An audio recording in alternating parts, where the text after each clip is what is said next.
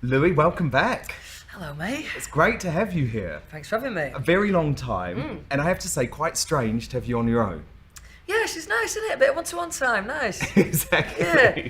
And of course, it's been a big few days for you. Congratulations on Back to You, Thank which is you. your second release.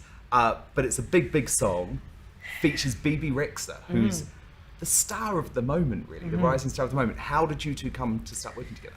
So, I did the song with Digital Farm Animals, and we wrote the song, and I vocaled the song, and then we were listening to it, and it just, I think it's kind of obvious when you hear the song, it just leaned to have someone else collaborate on it, and definitely be a female. I met her at the video shoot, right? So at the video shoot, and it was kind of like one of those where like she was in the middle of a shot and like pulled out and was like just did the introductions and whatever, but a little bit awkward as it always is those situations. But as the day went on, it was just really real nice. And also for me, we did the video in Doncaster, where I'm from, obviously. And obviously, you know, massively sincere condolences from me about what you went through at the end of the year with the loss of your mum. And you were so brave getting up on that stage. I think it was one of those moments when you had millions of people watching TV and feeling your pain. You know, I had this one conversation with my mum and I said, you know, I don't know how the hell am I meant to be able to do this now? And she just said, you have to do it, you have to do it. So it was for both of us, yeah, and it was nice. And actually, I've never really felt anything like this from,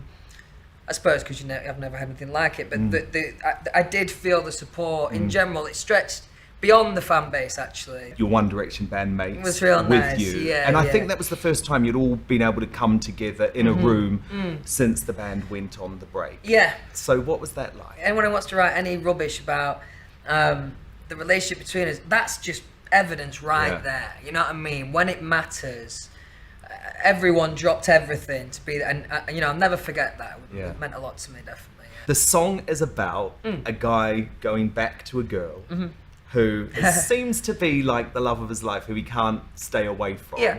And obviously, it seems to be parallel with what's happened in your life, because you're back with your girlfriend, Eleanor. So tell me about that.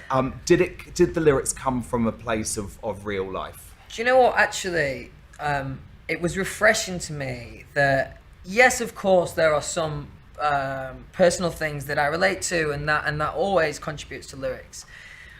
But what was nice for me about this song is the rest of the album is really honest, right? Really like a little bit vulnerable at times, but just super matter of fact and honest. So it was nice to have something like on the album here that wasn't as directly like relatable to me. Now look, yeah, that it is coincidental, definitely.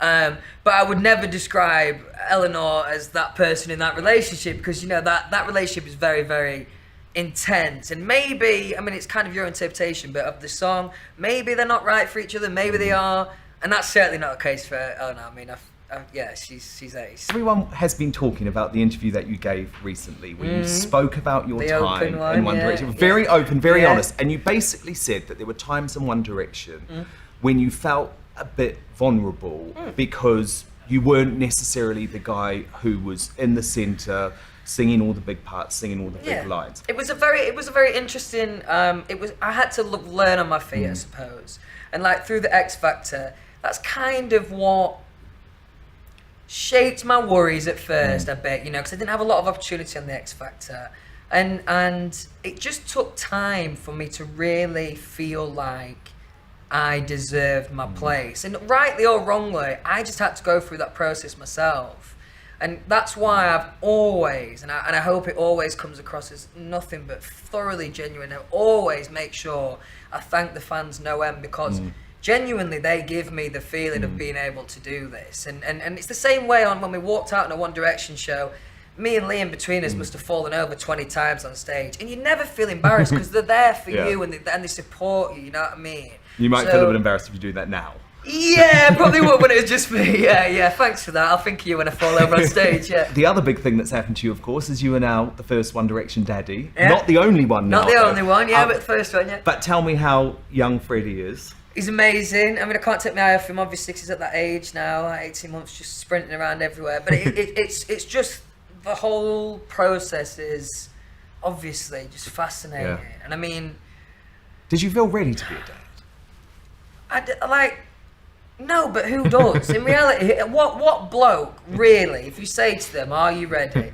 They might lie and say they're not. And I think the only way you're ready is through experience. And Absolutely. you realise, actually, it is intimidating, but it's also the most rewarding thing in the world. Of course, Liam, now a dad as well. Yeah. And I haven't got to talk to you, actually, since Liam and Cheryl's relationship. Oh, yeah, well, okay. Did that shock you as much of the rest of us? I mean, like, I heard, like, little bits of development every now and then from Liam. But I didn't know how far it was going to end up, obviously. I mean, obviously, I'm super happy for them. But at first, yeah, it was a bit of a shock, I suppose. It was a little bit of a shock. But, hey, obviously, I'm super happy for them. And we obviously haven't been able to do it yet logistically, but I'm really excited about having Freddie and Bear in the same room. Absolutely. Yeah, it's going to be cool. Question everyone wants to know. What's your position on when One Direction get back together? When or if, Lou? Yeah. I mean, there is no question of if. I mean, it's a must. It has to be. You know, I'm sure we're all on the same page there. It's just, you know, it's too difficult for any of us to say. And you knew I was going to say that in reality.